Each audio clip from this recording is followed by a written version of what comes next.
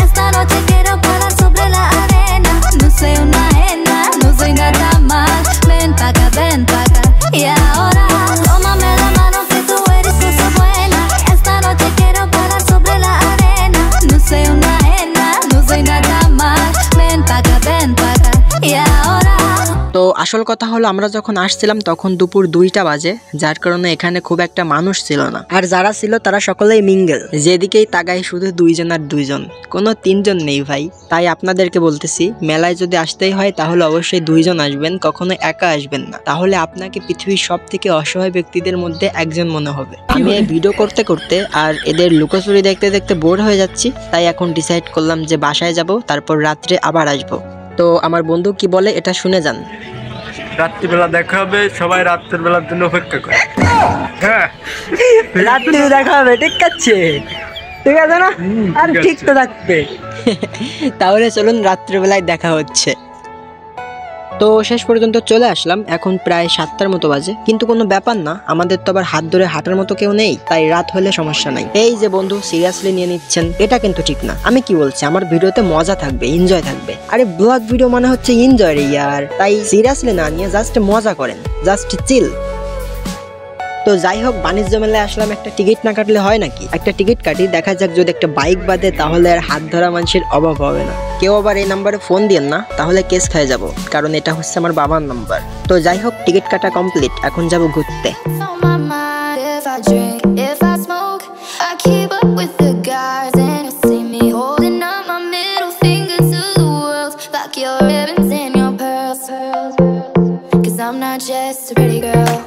I'm more than just a picture. I'm a daughter and a sister. Sometimes it's hard for me to show that I'm more than just a rumor or a song on your computer. There's more to me than people know. Some days I'm broke, some days I'm rich, some days I'm nice, some days I can be a bitch. Some days I'm strong, some days I quit. I don't let it show, but I've been through some shit. I can swear I can do. I see what's on my mind. If I drink, if I smoke, I keep up with the guys, and you see me holding up our middle fingers to the world, like your heaven's in your purse. 'Cause I'm not just a pretty girl.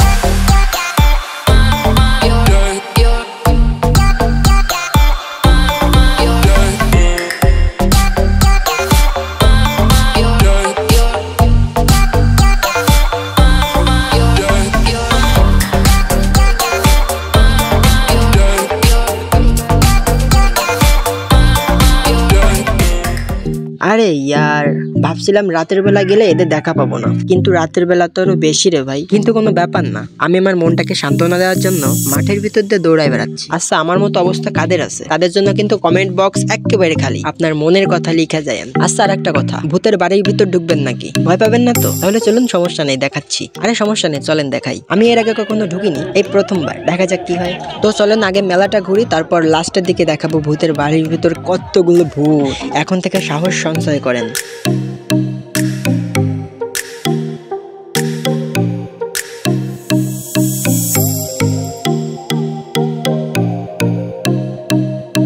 সত্যি কথা বলতে আমার কাছে এই একটা দোকান বেশি ভালো লাগছে, কারণ এই জিনিসগুলো যে কি দিয়ে তৈরি করা এটা বলতে পারবো না, কারণ আমি জানি না। আপনারা যদি কেউ জানেন যে এটা কি শিল্প, তাহলে অবশ্যই কমেন্টে বলবেন।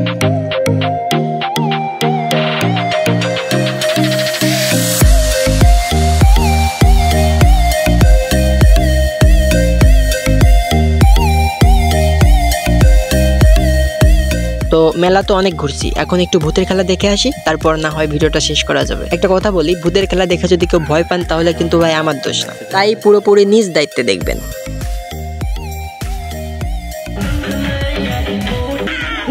দর্শকরা ভিতরে বসে আছেন, কেউ মোবাইলে ফ্ল্যাশ লাইট জ্বালাবেন না, ভূতের গায়ে কেউ হাত দিবেন, দিলে কিন্তু খেয়ে ফেলবে।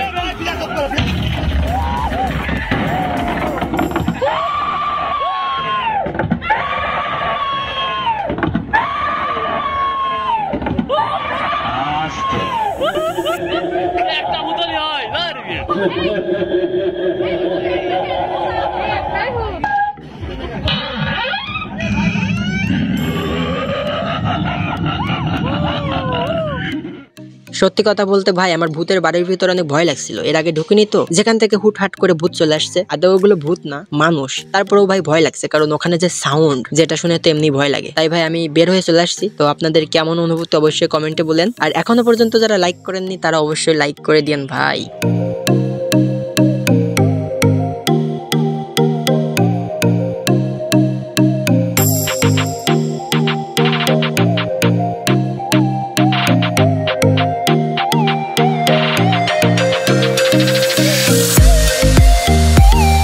তো যাই হোক, আজকের মতো ভিডিওটা এখানে শেষ করলাম। আর একটা কথা, একটা লাইক কমেন্ট করতে বললেন না কিন্তু, কিছু করেন আর না করেন একটা কমেন্ট করেন, কারণ কমেন্ট পড়তে ভালো লাগে। তো যাই হোক, এতক্ষণ পর্যন্ত ভিডিওটা দেখার জন্য অসংখ্য ধন্যবাদ। দেখা হবে পরবর্তী কোনো ব্লগ ভিডিওতে, ততক্ষণ পর্যন্ত ভালো থাকবেন।